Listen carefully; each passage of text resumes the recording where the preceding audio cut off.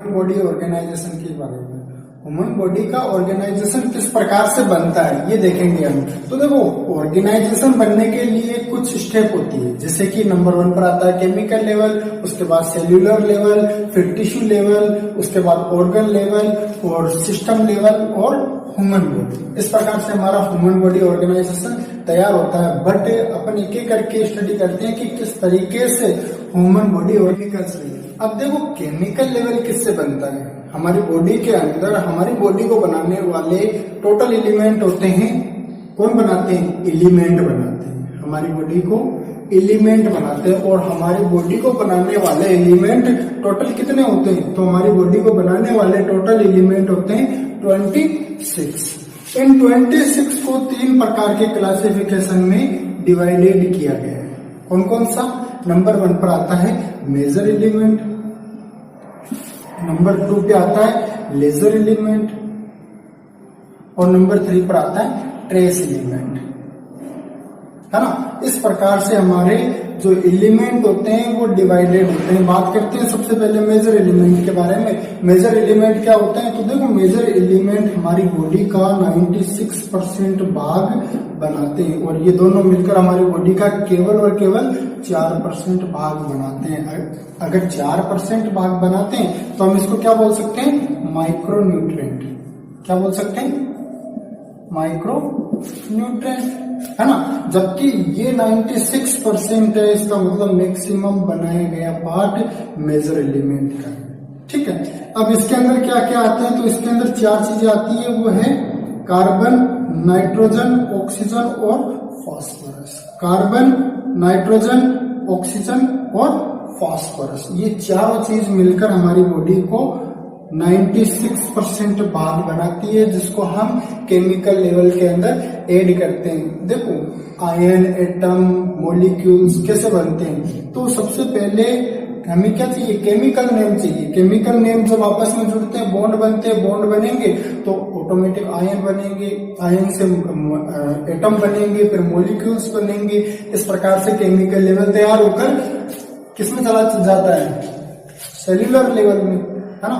Next हम बात करते हैं सेल्यूलर लेवल की। देखो, सेल्यूलर लेवल में हम किसकी स्टडी करते हैं? तो जो सेल्यूलर लेवल होता है उसके अंदर हम स्टडी करते हैं सेल्स की। किसकी स्टडी करते हैं? सेल्स। क्यों? क्योंकि ये टोटली डिपेंड करता है सेल्यूलर। सेल्यूलर मतलब सेल के बारे में। ठीक है, तो सेल की स्टडी करने से पहले हम 2 खास पॉइंट देखते हैं इसके हिस्ट्री के बारे में। तो देखो, सेल डिस्कवर बाय, सेल किसने खोजा? तो सेल को खोजने वाले थे रॉबर्ट हुक। कब खोजा? 1665 में। सेल की खोज किसने की थी? सेल की खोज की थी रॉबर्ट हुक ने। कब की थी? तो सेल की खोज 1665 में की थी। किसमें सेल को देखा गया फर्स्ट टाइम? तो देखो, ये जो इवेंट हुआ था या सेल की जो खोज की गई थी, वो खोज एक एक्सीडेंटली की गई। ठीक है, जो रॉबर्ट हुक थे उन्होंने कॉर्क के अंदर एक लिविंग सेल्स को देखा, लिविंग चेम्बर को देखा और उस लिविंग चेम्बर को उन्होंने नाम दिया सेल। रॉबर्ट हुक ने कॉर्क के अंदर एक लिविंग चेम्बर देखा और उस चेम्बर का नाम क्या दिया था? सेल। देखो, दूसरा पॉइंट था हमारा सेल थ्योरी। सेल थ्योरी और सेल डिस्कवर दोनों को खोज करने वाले अलग अलग थे। थ्योरी किससे रिलेटेड है? तो थ्योरी रिलेटेड होती है मियोसिस और माइटोसिस से।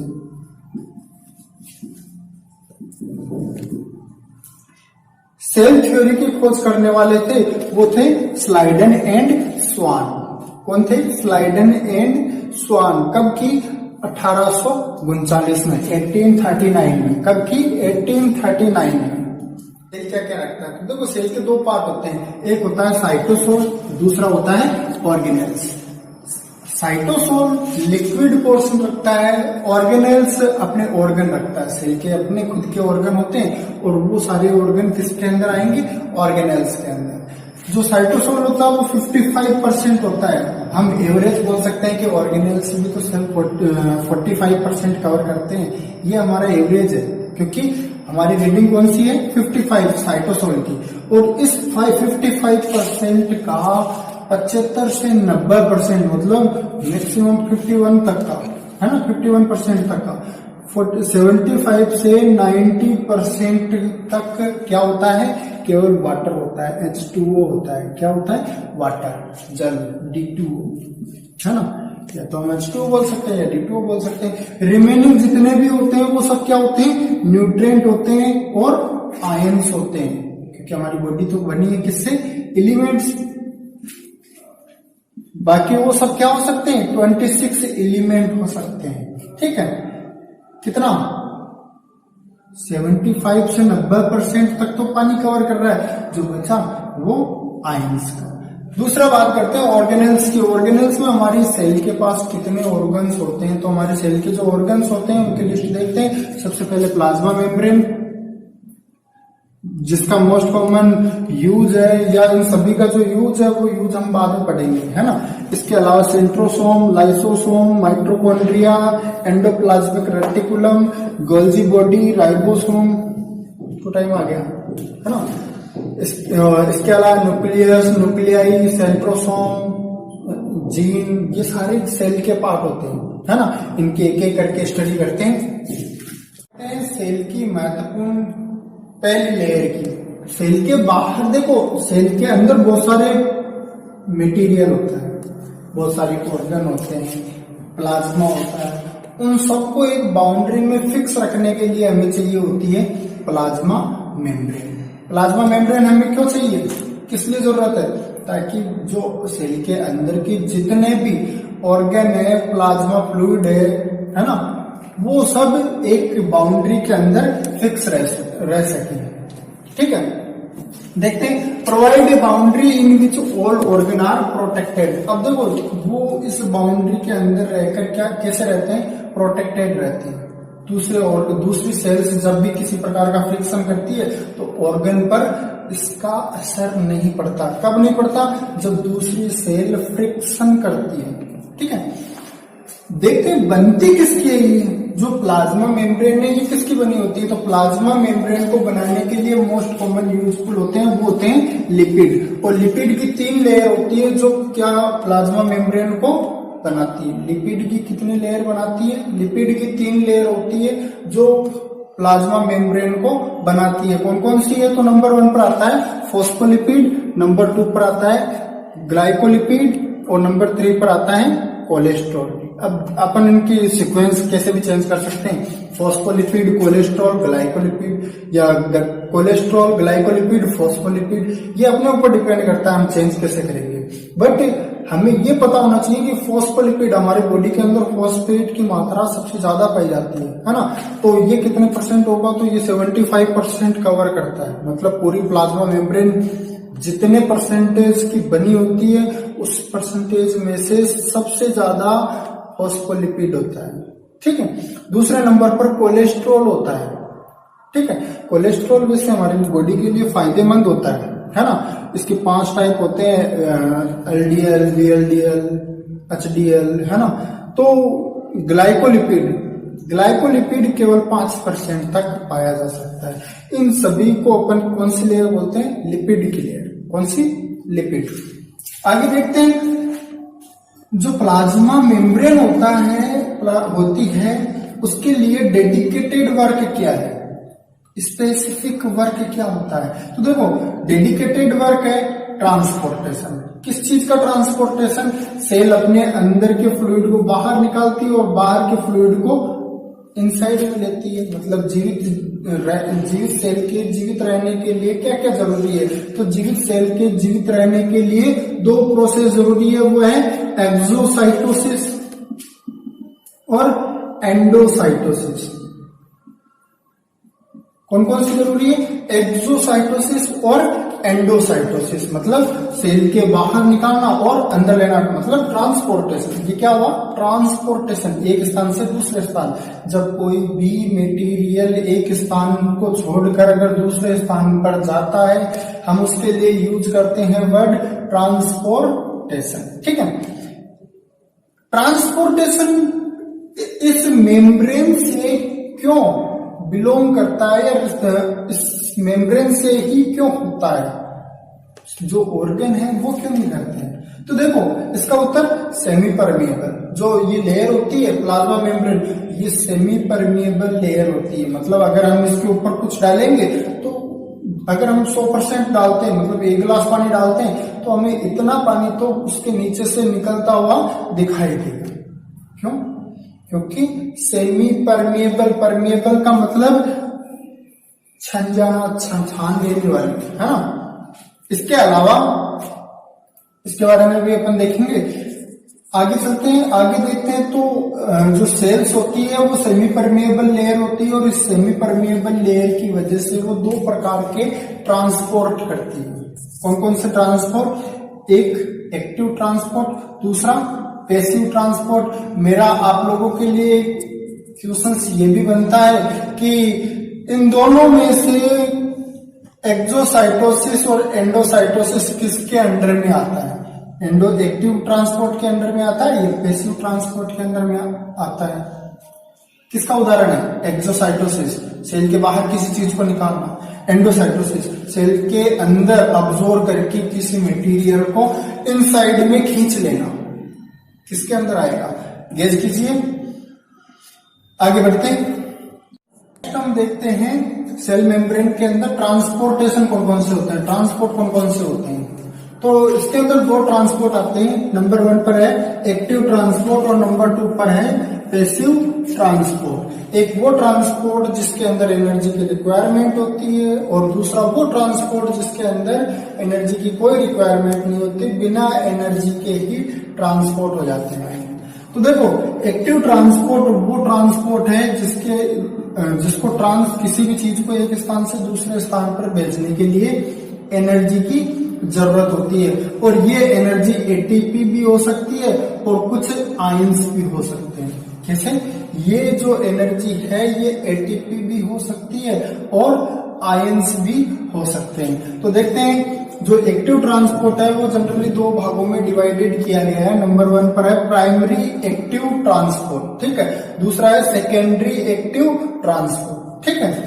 प्राइमरी एक्टिव ट्रांसपोर्ट क्या होता है, और इस ट्रांसपोर्टेशन के दौरान एनर्जी कहां से मिलती है? तो देखो प्राइमरी एक्टिव ट्रांसपोर्ट है वो एनर्जी किससे लेता है?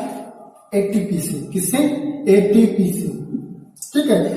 ATP to collect energy, ATP से एनर्जी को कलेक्ट किया जाता है। जबकि जो सेकेंडरी ट्रांसपोर्टेशन है उसके अंदर, सेकेंडरी एक्टिव ट्रांसपोर्ट है उसके अंदर एनर्जी कहां से मिलेगी? तो उसके अंदर एनर्जी मिलती है आयन या आयोनिक कंसंट्रेशन से। कहां से?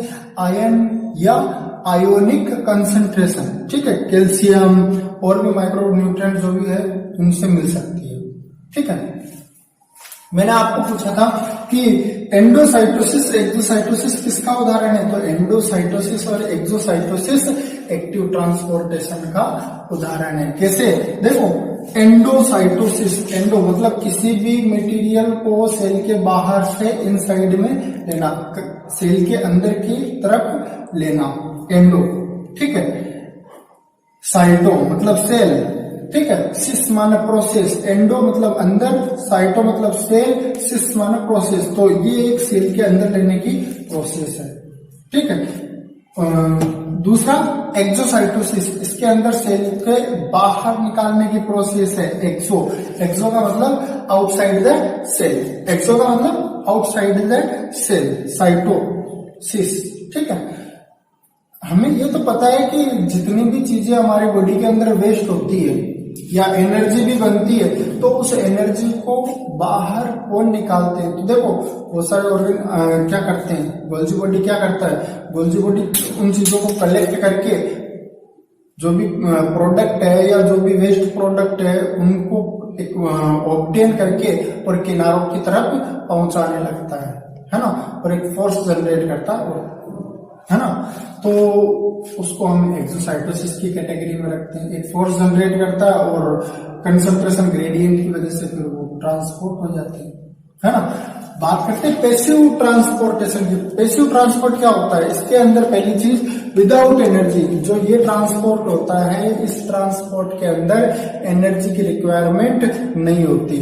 और इसके जो पार्ट आते हैं उस पार्ट के अंदर 3 पार्ट आते हैं। पहला है सिंपल डिफ्यूजन, दूसरा फैसिलिटेटेड डिफ्यूजन और तीसरा ऑस्मोसिस। देखो डिफ्यूजन का मीन्स हमें खास याद रखना है। डिफ्यूजन क्या होता है?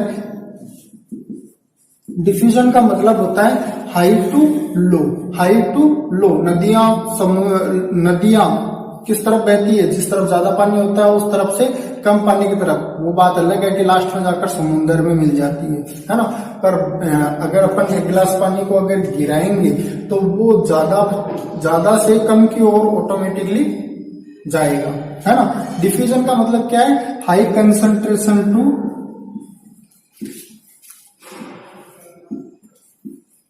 Low concentration.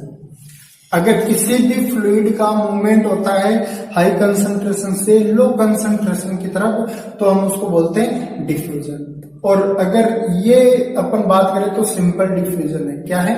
Simple diffusion. जब कोई भी material high concentration to low concentration की तरफ जाता है इसका मतलब डिफ्यूजन। ठीक है, इसका केवल मतलब डिफ्यूजन है, सिंपल है।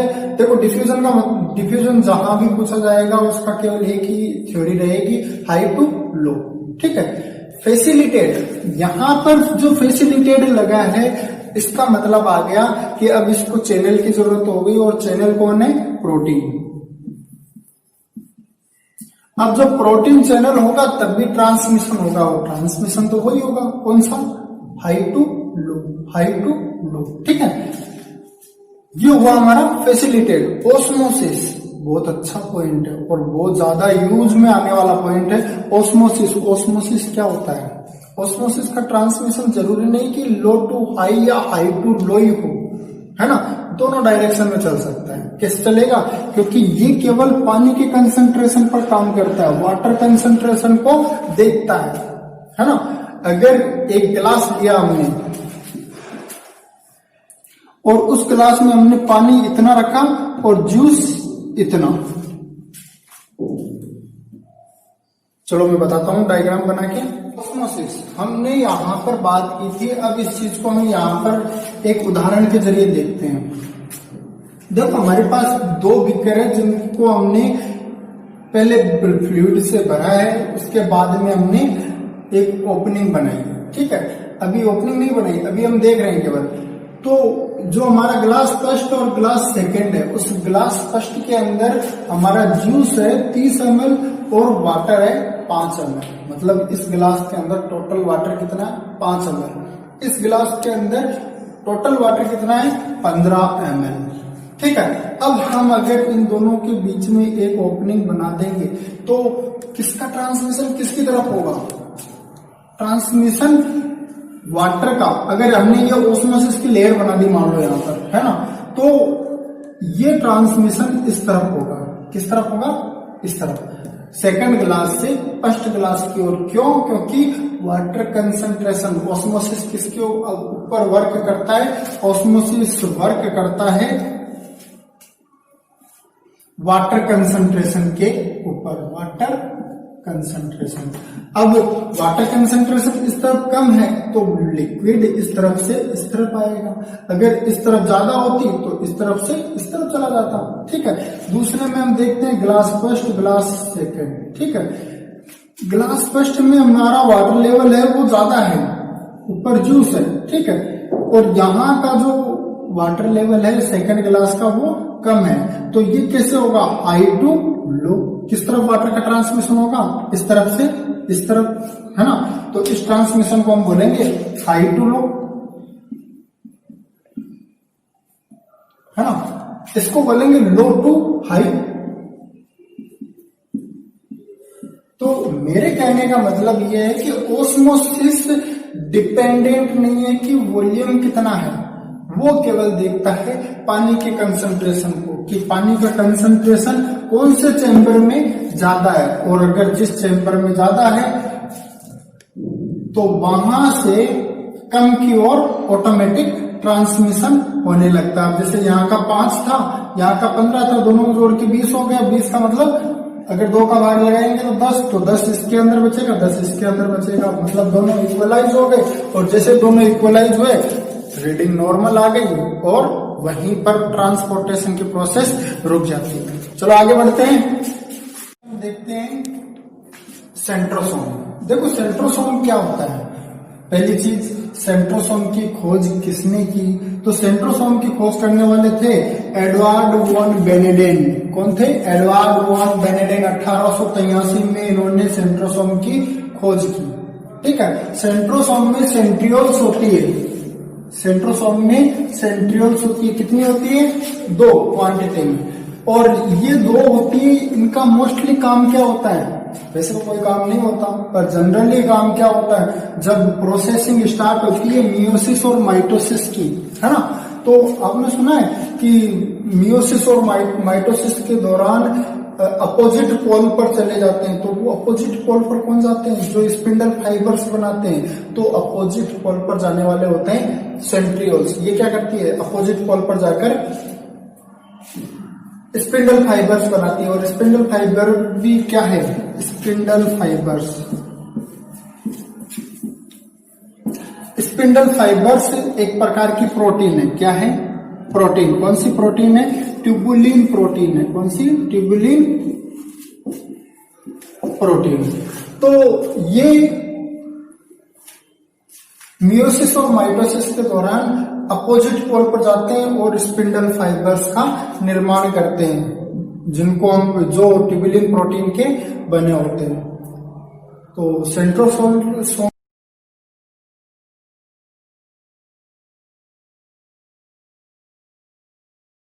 नेक्स्ट हम बात करते हैं राइबोसोम के बारे में। राइबोसोम देखो क्या होता है। सबसे पहले हम देखते हैं राइबोसोम किसके द्वारा खोजा गया। तो राइबोसोम की जो खोज की थी वो की थी जियोरेज इमिल प्लाडे। किसने की? जियोरेज इमिल प्लाडे। और कब की थी? सन 1950 में। सन 1950 में जियोरेज इमिल प्लाडे नाम का वैज्ञानिक था जिसने राइबोसोम की खोज की थी। और राइबोसोम, देखो next point, ribosome also called protein factory. Ribosome को दूसरा नाम क्या है? Protein factory. और इसको प्रोटीन फैक्ट्री क्यों बोलते हैं? क्योंकि राइबोसोम का डेडिकेटेड काम क्या है? डेडिकेटेड मतलब केवल इसी के लिए। डेडिकेटेड काम क्या है? तो राइबोसोम का डेडिकेटेड काम है प्रोटीन का प्रोडक्शन करना। क्या काम है? Protein formation. राइबोसोम का डेडिकेटेड वर्क क्या हुआ? प्रोटीन का प्रोडक्शन करना, इसलिए हम इसको बोलते हैं प्रोटीन फैक्ट्री। नेक्स्ट, राइबोसोम बनता किसका है? तो देखो राइबोसोम को बनाने के लिए हमारी बॉडी की सेल्स के कुछ पार्ट होते हैं जो उसको बनाते हैं, जैसे कि आरएनए। आरएनए क्या होता है? जैसे डीएनए ना, डीएनए डायरेक्ट आरएनए में चेंज नहीं होता।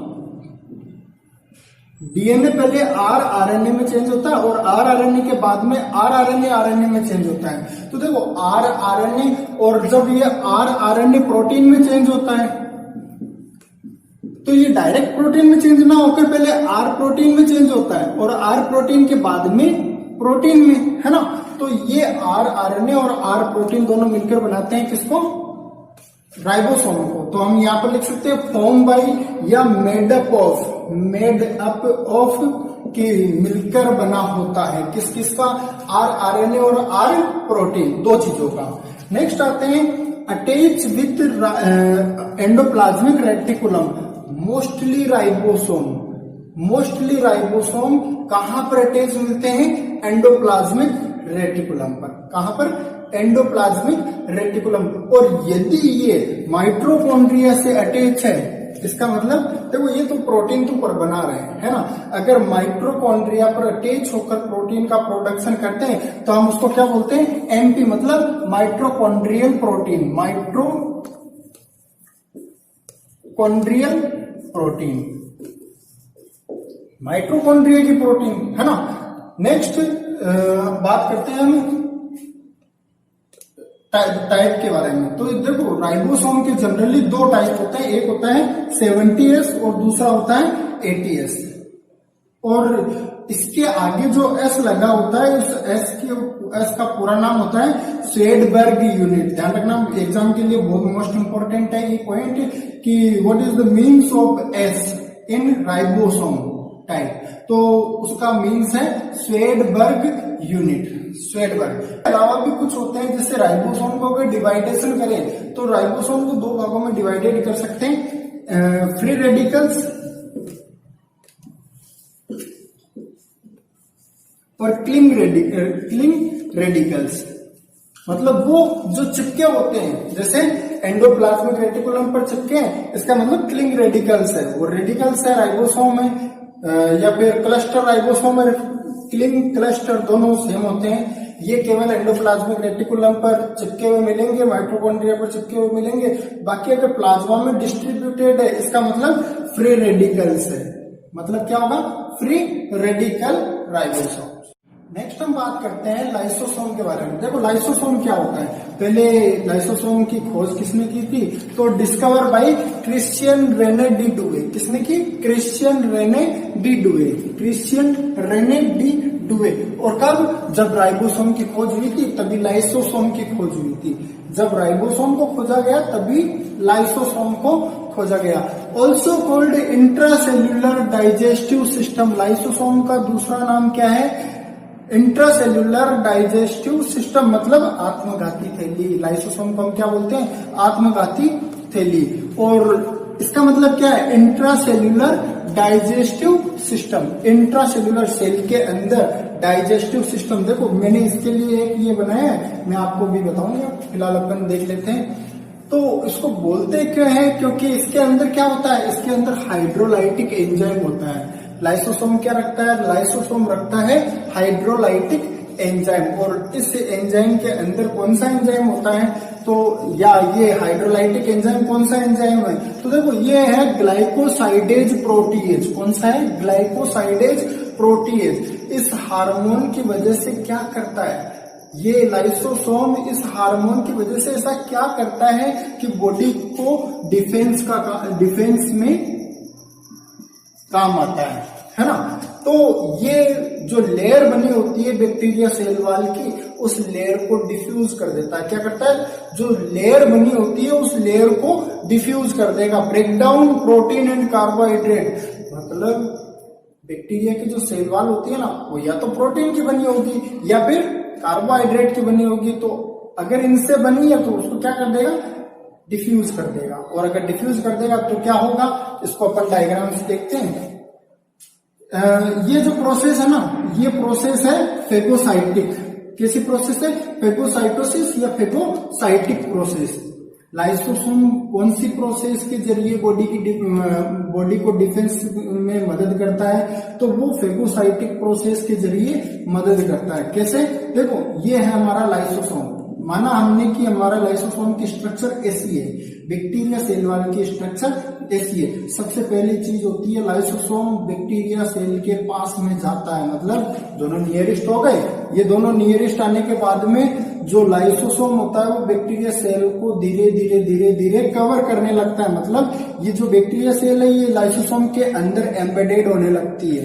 इसके बाद की स्टेप, इस कंडीशन में जो 75% तक बैक्टीरिया के जो सेल है वो एम्बेडेड हो चुकी है। ठीक है, इसके अंदर 100% एम्बेडेड हो चुकी है। और यहाँ पर आप देख रहे हैं कि ये हमारा लाइसोसोम है और ये हमारी बैक्टीरिया सेल है। ठीक है, बैक्टीरिया सेल को उसने क्या किया? एंगल्फ कर गया। क्या किया?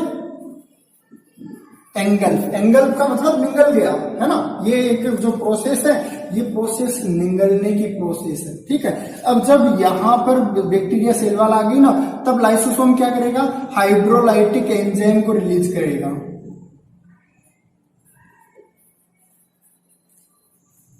अब लाइसोसोम क्या कर रहा है? हाइड्रोलाइटिक एंजाइम को रिलीज कर रहा है। और वो हाइड्रोलाइटिक एंजाइम ग्लाइकोसाइडेज प्रोटीएज, ये क्या करता है? जो बैक्टीरिया की सेल वॉल है ना, उस सेल वॉल को ही मेटाबोलाइज कर जाता है। एंजाइम मेटाबोलाइज कर जाएगा। सेल वॉल की जो बैक्टीरिया की सेल वॉल है उसी को मेटाबोलाइज कर जाएगा। तो सेल ना तो सेल बचेगी, है ना, और सेल नहीं बचेगी तो बैक्टीरिया भी नहीं बचेगा। मतलब बॉडी का तो डिफेंस हुआ। यहां पर बैक्टीरिया को उसने क्या किया? बैक्टीरिया किल, मतलब बैक्टीरिया मारा गया। और हमारी बॉडी से धीरे धीरे जब ये लाइसोसोम होता है वो क्या करता है, सेल के अंदर कोई भी माइक्रोब्स आता है तो उस माइक्रोब्स को एंगल्फ की प्रोसेस के जरिए या फेगोसाइटिक प्रोसेस के जरिए मारकर नष्ट कर देता है। नेक्स्ट हम देखते हैं एंडोप्लाज्मिक रेटिकुलम। देखो एंडोप्लाज्मिक रेटिकुलम क्या होता है, it's a complex network of membranosus tubules, मतलब ये एक कॉम्प्लेक्स स्ट्रक्चर है, ठीक है। और किसकी कॉम्प्लेक्स स्ट्रक्चर है, मेम्ब्रेन्स ट्यूबुल्स की। बहुत सारे ट्यूबुल्स होते हैं जो आपस में मिलकर क्या बनाते हैं, एक कॉम्प्लेक्स स्ट्रक्चर जिसको हम बोलते हैं एंडोप्लाज्मिक रेटिकुलम, ठीक है। एंडोप्लाज्मिक रेटिकुलम की खोज करने वाले वैज्ञानिक थे, वो थे केथ आर पोर्टर। कौन थे, केथ आर पोर्टर। इन्होंने एंडोप्लाज्मिक रेटिकुलम को खोजा था, ठीक है।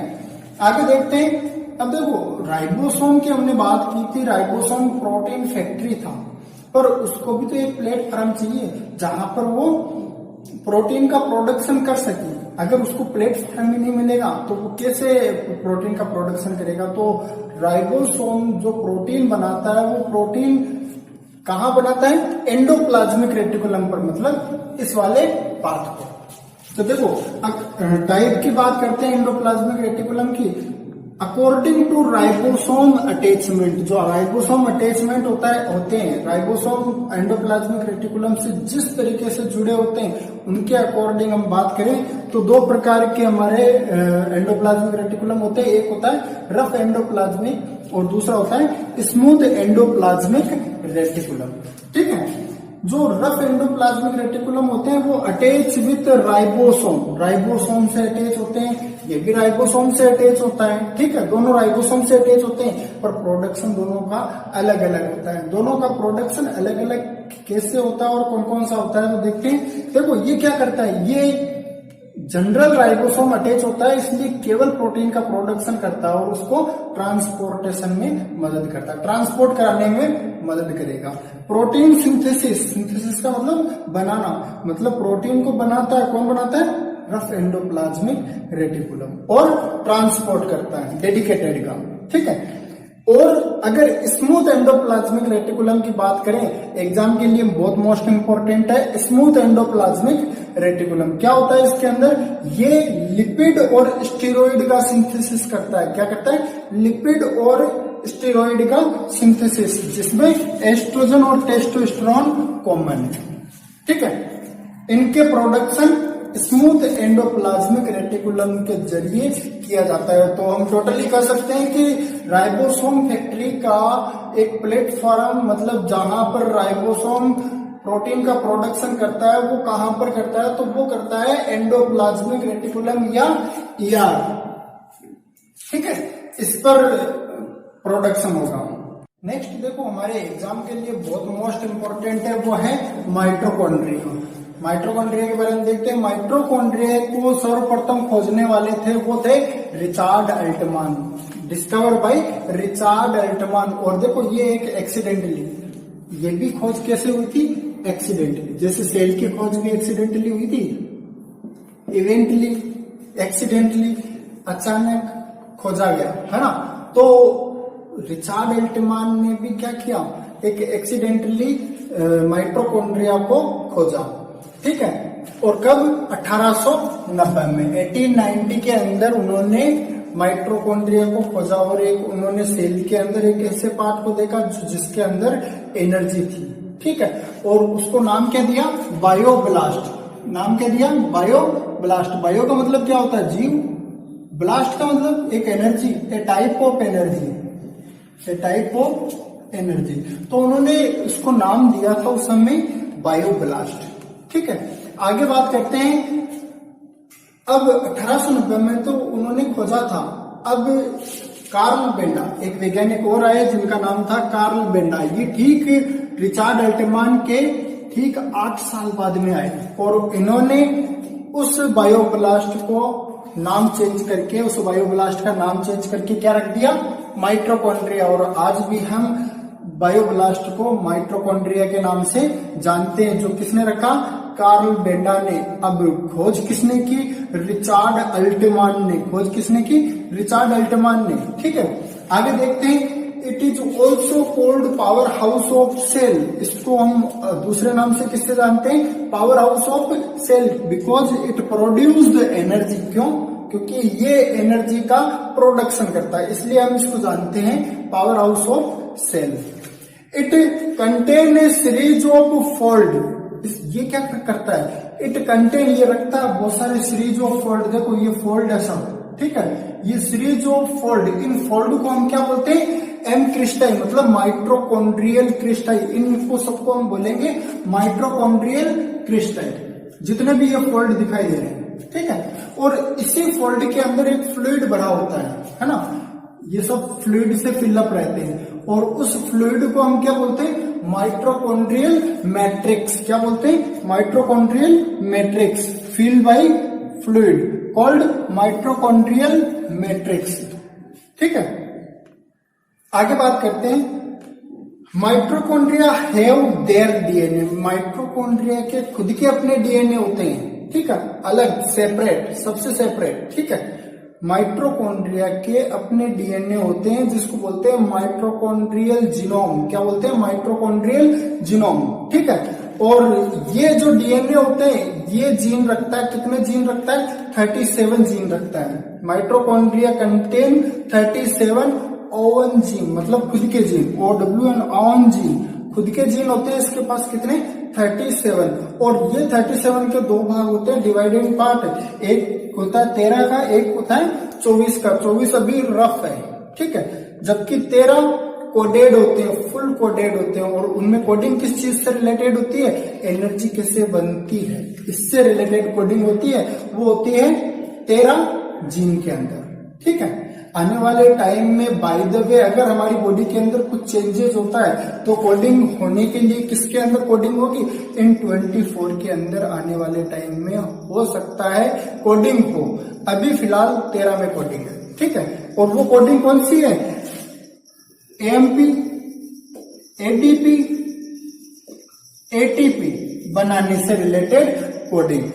Adenine monophosphate, adenine diphosphate, adenine triphosphate, ये बनाने से रिलेटेड कोडिंग है अभी 13, ठीक है। Coding by energy production, coding होने का कारण एनर्जी का प्रोडक्शन। अब अगर हम स्ट्रक्चर की बात करें कि माइटोकॉन्ड्रिया की स्ट्रक्चर कैसी होती है, तो देखो माइटोकॉन्ड्रिया की स्ट्रक्चर रोड शेप की होती है या ओवल शेप की होगी, या तो लंबी होगी या फिर सिलेंड्रिकल होगी, है ना, रोड शेप या ओवल शेप। इसका जो डायामीटर होता है, वो डायामीटर कितना होता है, तो इसका डायामीटर होता है 0.5 माइक्रोमीटर डायामीटर, 0.5 म्यू एम। क्या होगा, 0.5 म्यू एम, ये होता है इसका डायामीटर। और जो माइटोकॉन्ड्रिया है, ये हमारी बॉडी के अंदर पावर हाउस ऑफ सेल के नाम से जानी जाती है। ध्यान रखना, हमारी सेल को एनर्जी कहाँ से मिलती है, तो सेल को एनर्जी देने के लिए हमारी होती है माइटोकॉन्ड्रिया। तो भी माइटोकॉन्ड्रिया एनर्जी देता है, जिसकी वजह से वो मूव करता है, ठीक है। कहते हैं गोल्जी कॉम्प्लेक्स के बारे में। देखो गोल्जी कॉम्प्लेक्स का काम क्या होता है, किसने खोज की, तो जिसने खोज की अपने नाम पर इसको नाम दिया, जैसे कि discover by Camillo Golgi. Camillo Golgi ने इसकी खोज की, और कब की, जब माइटोकॉन्ड्रिया का नाम बायोब्लास्ट से माइटोकॉन्ड्रिया रखा गया, मतलब 1898 में, है ना, 1898 में ये खोजा गया और कैमिलो गाल्जी ने इसकी खोज की थी। इसका डेडिकेटेड, मतलब इसके लिए फिक्स काम क्या है, वो है packaging and distributing of protein. Protein को पैक करना, बनाने वाले बना देते हैं, बनाने के बाद उसको ऑब्टेन करना और डिस्ट्रीब्यूट करना, ये काम किसका होता है, गोल्जी कॉम्प्लेक्स का, ठीक है। बस गोल्जी कॉम्प्लेक्स के बारे में हमें इतना याद रखना है। इसके अलावा आगे बढ़ते हैं, न्यूक्लियस। न्यूक्लियस की खोज किसने की, सबसे पहला पॉइंट आता है, न्यूक्लियस की खोज करने वाले थे अर्नेस्ट रदरफोर्ड। किसने, अर्नेस्ट रदरफोर्ड ने 1911 में न्यूक्लियस की खोज की। सेल, प्रत्येक सेल केवल एक न्यूक्लियस रखती है, कितने न्यूक्लियस रखती है, एक, ठीक है।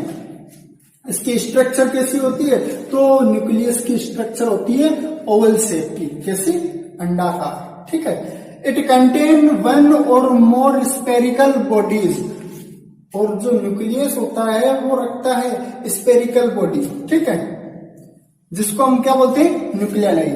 क्या बोलते हैं, न्यूक्लियलाई, ठीक है। स्पेरिकल बॉडी, स्पेरिकल बॉडी मतलब इस प्रकार की। ये एक, अगर हम ऐसे कर देंगे तो 2, 1 और मोर, ये 1 स्पेरिकल बॉडी, ये मोर स्पेरिकल बॉडी, ठीक है। अगर 1 स्पेरिकल है मतलब आरएनए है, अगर डबल स्टैंडर्ड या डबल स्पेरिकल है मतलब डीएनए है। कुछ प्रोडक्शन के बारे में बात करते हैं। तो देखो प्रोडक्शन क्या होता है, जैसे न्यूक्लिक एसिड, न्यूक्लिक या न्यूक्लियस बनता किससे, न्यूक्लिक एसिड से। और न्यूक्लिक एसिड क्या होती है, तो डीएनए और आरएनए को हम न्यूक्लिक एसिड बोलते हैं, ठीक है। और डीएनए आरएनए क्या बनाते हैं, आरएनए को बनाते हैं। मतलब डीएनए किसको बनाता है, डीएनए आरएनए को बनाता है। और आरएनए किसको बनाता है, आरएनए को बनाता है। ये आरएनए किसको बनाता है, प्रोटीन को बनाता है। तो ये एक प्रकार से सीक्वेंस चलती है, मतलब प्रोटीन, आरएनए, डीएनए, आरएनए, ये सब न्यूक्लिक एसिड के पार्ट है, ठीक है। न्यूक्लिक एसिड न्यूक्लियस को बनाती है, ठीक है। अब न्यूक्लियस मोस्टली किसका बना होता है वो हम देखते हैं। तो देखो न्यूक्लियस के अंदर स्मॉलेस्ट पार्ट होती है, वो कौन सी होती है, वो होते हैं जीन। न्यूक्लियस के अंदर सबसे स्मॉलेस्ट क्या है, जीन। और बहुत सारे जीन आपस में मिलकर क्या बनाते हैं, जीनोम। 1 जीनोम, एक जीनोम के अंदर कितने जीन होते हैं, तो मैंने नीचे लिखा 30,000 तक जीन एक जीनोम के अंदर प्रेजेंट होते हैं, ठीक है। जीन जीनोम को बनाते हैं, जीनोम बहुत सारे जीनोम मिलकर क्या बनाते हैं, क्रोमेटिन को बनाते हैं। और बहुत सारे क्रोमेटिन मिलकर क्या बनाते हैं, क्रोमोसोम को बनाते हैं। और क्रोमोसोम न्यूक्लिक एसिड, ठीक है। इस प्रकार से प्रोसेसिंग चलती है। और न्यूक्लिक एसिड क्या है, न्यूक्लिक एसिड होती है डीएनए और आरएनए, उसी को हम क्या बोलते हैं, न्यूक्लिक एसिड। तो में अंतर क्या है वो भी अभी अपन आगे बात करेंगे। नेक्स्ट बात करते हैं न्यूक्लिक एसिड के बारे में। तो देखो nucleic acid are divided in 2 part, कौन कौन से, डीएनए और आरएनए। तो पहला पार्ट है डीएनए और दूसरा आरएनए। अभी हम स्टार्ट करते हैं, डीएनए क्या होता है, डीएनए के बारे में स्टडी करना। डीएनए की सबसे पहले खोज किसने की थी, तो देखो हमें ये तो पता है वाटसन एंड क्रिक ने डीएनए को खोजा। किसने, वाटसन एंड क्रिक। पर जो क्रिक था उसका कभी कभी नाम पूछ लिया जाता है कि क्रिक का पूरा नाम क्या है, तो उसको बोलते हैं फ्रांसिस क्रिक। क्या बोलते हैं, वाटसन एंड फ्रांसिस क्रिक ने डीएनए की खोज की। फॉर्म बाय, और डीएनए किसका बना होता है, देखो डीएनए हो या आरएनए हो, दोनों के अंदर कुछ ना कुछ तो होता है। डीएनए किसका बना होता है, तो ये बना होता है शुगर का। किसका, राइबोज शुगर, जिसको हम बोलते हैं डीऑक्सी राइबोज शुगर, इसका बना है डीएनए। और आरएनए की बात करेंगे तो केवल राइबोज शुगर, ठीक है। तो नेक्स्ट, डिवाइडिंग इन 2 बेस। और जो भी डीएनए को बनाता है या आरएनए को बनाता है, दोनों स्ट्रक्चर थोड़ा सा सेम होती है, थोड़ा सा चेंजेस होता है, ज्यादा कोई चेंजेस नहीं होता, वो मैं आपको बता दूंगा। तो डिवाइडिंग इन 2 बेस, जो डीएनए की स्ट्रक्चर होती है वो कैसे बनती है, उसको बनने के लिए 2 मीडिया चाहिए। पहला होता है प्यूरिन और दूसरा होता है पिरामिडिन, ठीक है। प्यूरिन और पिरामिडिन ये दोनों आपस में जुड़कर एक बॉन्ड बनाते हैं, ठीक है। देखते हैं स्ट्रक्चर। देखो डीएनए की स्ट्रक्चर ये होती है, उसको बोलते हैं डबल हेलिक्स स्ट्रक्चर। क्यों, क्योंकि 1 साइड और 1 साइड, 2 साइड में आपस में इस प्रकार से अरेंज होती है, ठीक है। तो ये हुई double helix structure. Double helix का मतलब डीएनए, ठीक है। यहाँ पर हमारा पहला पॉइंट आ गया कि अगर इस प्रकार के स्ट्रक्चर दिखे तो क्या है, डीएनए। अगर इनमें से केवल एक दिखे तो क्या है, आरएनए, ठीक है, याद रखना। Double helix structure. अब ये किसका बना होता है, राइबोज शुगर का बना होता है, डीऑक्सी राइबोज शुगर, ठीक है। और वो डीऑक्सी राइबोज शुगर कौन सी होती है, तो वो होती है प्यूरिन एंड पिरामिडिन। उस प्यूरिन एंड पिरामिडिन, इसके अंदर क्या होता है, तो इसके अंदर प्रत्येक चीज के पास 2-2 होती है, ठीक है। जैसे प्यूरिन की बात करें तो प्यूरिन में होती है शुगर, एडेनिन और ग्वाइनिन। कौन सी होती है, प्यूरिन के पास एडेनिन और ग्वाइनिन। जबकि थाइमिन के पास शुगर होती है, सॉरी पिरामिडिन के पास शुगर होती है, थायमिन और साइटोसिन। कौन सी? थायमिन और साइटोसिन। अब एक मोस्ट इंपॉर्टेंट क्वेश्चन है जो एग्जाम के अंदर पूछा जा सकता है, वो कौन सा हो सकता है कि प्यूरिन एंड पिरामिडिन क्या एडेनिन ग्वाइनिन के साथ जुड़ सकता है? तो कभी नहीं जुड़ सकता। क्या थायमिन साइटोसिन के साथ जुड़ सकता है? तो नहीं जुड़ेगा। तो कौन सा पार्ट जुड़ेगा? तो देखो, प्यूरिन के साथ पिरामिडिन जुड़ेगा, मतलब एडेनिन के साथ थायमिन जुड़ेगा, ठीक है, ग्वाइनिन के साथ साइटोसिन जुड़ेगा। और उन जुड़ने की भी एक कंडीशंस होती है। क्या कंडीशंस होती है? जैसे एडेनिन थायमिन, ठीक है, एडेनिन और थायमिन दोनों जुड़ रहे हैं, ये जिससे जुड़ेंगे उसको बोलेंगे बॉन्ड। क्या बोलेंगे? बॉन्ड। और ये बॉन्ड कौन से बॉन्ड होते हैं? Hydrogen bond. ये एग्जाम में पूछा जा सकता है कि जो राइबोज शुगर जुड़ती है उस वो कौन से बॉन्ड होते हैं? तो वो बॉन्ड होते हैं हाइड्रोजन बॉन्ड, ठीक है। और ये हाइड्रोजन बॉन्ड क्या होते हैं? तो जब दो नाइट्रोजन आपस में आकर कनेक्ट होते हैं तो वो बनाते हैं हाइड्रोजन बॉन्ड। क्या बनाते हैं? दो नाइट्रोजन जब आपस में मिलकर एक मजबूत स्ट्रक्चर बनाते हैं उसको बोलते हैं हाइड्रोजन बॉन्ड। और यहाँ पर हाइड्रोजन बॉन्ड पाया जाता है। और देखो, एडेनिन और थायमिन इनके बीच में भी बॉन्ड पाए जाते हैं। और ये बॉन्ड कितने होते हैं? 3। मतलब जब ये स्ट्रक्चर जुड़ेगी तो ये कैसे जुड़ेगी? 3 से, ठीक है। जबकि ग्वाइनिन और साइटोसिन इन दोनों के बीच में जो संधि होगी वो कितने से होगी? 2 से। मतलब हम अगर स्ट्रक्चर में यहां पर देखें तो ये है हमारा एडेनिन, ये जैसे एडेनिन प्लस थायमिन, फिर थायमिन एडेनिन,